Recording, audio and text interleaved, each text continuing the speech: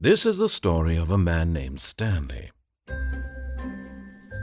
Stanley worked for a company in a big building where he was employee number 427. Employee number 427's job was simple. He sat at his desk in room 427 and he pushed buttons on a keyboard. Orders came to him through a monitor on his desk, telling him what buttons to push, how long to push them, and in what order. This is what employee 427 did every day of every month of every year.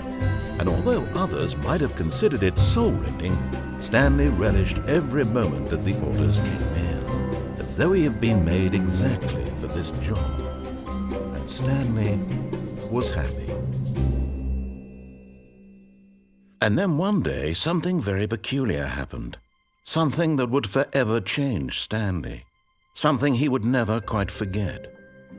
He had been at his desk for nearly an hour when he realized that not one single order had arrived on the monitor for him to follow. No one had showed up to give him instructions, call a meeting, or even say hi. Never in all his years at the company had this happened, this complete isolation. Something was very clearly wrong. Shocked, frozen solid, Stanley found himself unable to move for the longest time. But as he came to his wits and regained his senses, he got up from his desk and stepped out of his office.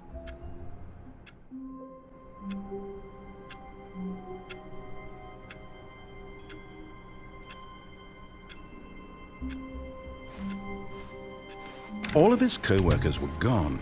What could it mean? Stanley decided to go to the meeting room. Perhaps he had simply missed a memo.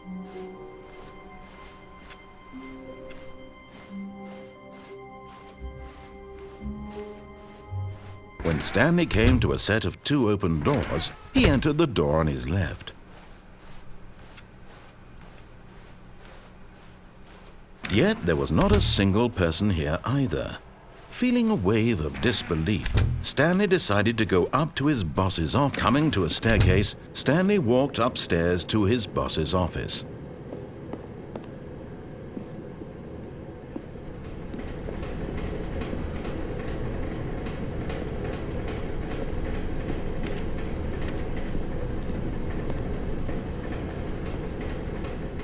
But Stanley just couldn't do it. He considered the possibility of facing his boss. Admitting he had left his post during work hours, he might be fired for that.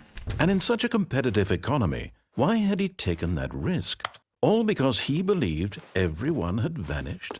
His boss would think he was crazy. And then something occurred to Stanley. Maybe, he thought to himself, maybe I am crazy. All of my co-workers blinking mysteriously out of existence in a single moment for no reason at all? None of it made any logical sense. And as Stanley pondered this, he began to make other strange observations. For example, why couldn't he see his feet when he looked down? Why did doors close automatically behind him wherever he went? And for that matter, these rooms were starting to look pretty familiar. Were they simply repeating? No, Stanley said to himself, this is all too strange. This can't be real. And at last, he came to the conclusion that had been on the tip of his tongue. He just hadn't found the words for it.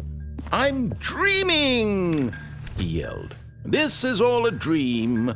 Oh, what a relief Stanley felt to have finally found an answer, an explanation. His co-workers weren't actually gone. He wasn't going to lose his job. He wasn't crazy after all. And he thought to himself, I suppose I'll wake up soon. I'll have to go back to my boring real-life job pushing buttons. I may as well enjoy this while I'm still lucid. So he imagined himself flying and began to gently float above the ground. Then he imagined himself soaring through space on a magical starfield, and it too appeared. It was so much fun, and Stanley marveled that he had still not woken up. How was he remaining so lucid? And then perhaps the strangest question of them all entered Stanley's head. One he was amazed he hadn't asked himself sooner. Why is there a voice in my head dictating everything that I'm doing and thinking? Now the voice was describing itself being considered by Stanley, who found it particularly strange. I'm dreaming about a voice describing me, thinking about how it's describing my thoughts, he thought. And while he thought it all very odd and wondered if this voice spoke to all people in their dreams, the truth was that, of course, this was not a dream. How could it be? Was Stanley simply deceiving himself, believing that if he's asleep, he doesn't have to take responsibility for himself? Stanley is as awake right now as he's ever been in his life. Now, hearing the voice speak these words was quite a shock to Stanley. After all, he knew for certain, beyond a doubt, that this was in fact a dream. Did the voice not see him float and make the magical stars just a moment ago? How else would the voice explain all that? This voice was a part of himself too. Surely, if he could just... He would prove it. He would prove that he was in control, that this was a dream.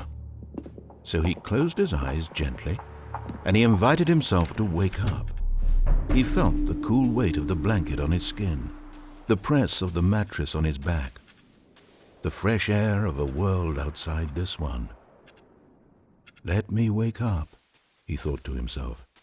I'm through with this dream. I wish it to be over.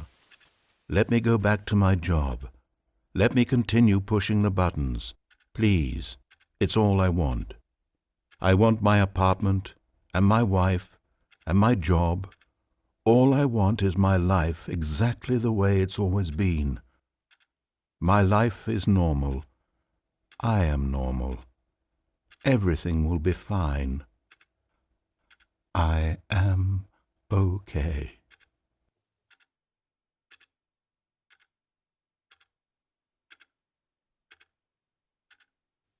Stanley began screaming. Please, someone, wake me up. My name is Stanley. I have a boss. I have an office. I am real. Please, just someone tell me I am real. I must be real. I must be. Can anyone hear my voice? Who am I? Who am I? And everything went black.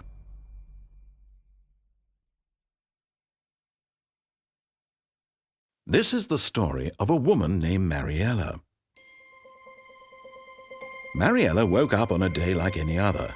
She arose, got dressed, gathered her belongings, and walked to her place of work. But on this particular day, her walk was interrupted by the body of a man who had stumbled through town talking and screaming to himself, and then collapsed dead on the sidewalk. And although she would soon turn to go call for an ambulance, for just a few brief moments she considered the strange man. He was obviously crazy. This much she knew. Everyone knows what crazy people look like. And in that moment, she thought to herself how lucky she was to be normal. I am sane. I am in control of my mind. I know what is real and what isn't. It was comforting to think this, and in a certain way, seeing this man made her feel better. But then she remembered the meeting she had scheduled for that day, the very important people whose impressions of her would affect her career, and by extension, the rest of her life. She had no time for this, so it was only a moment that she stood there, staring down at the body. And then she turned and ran.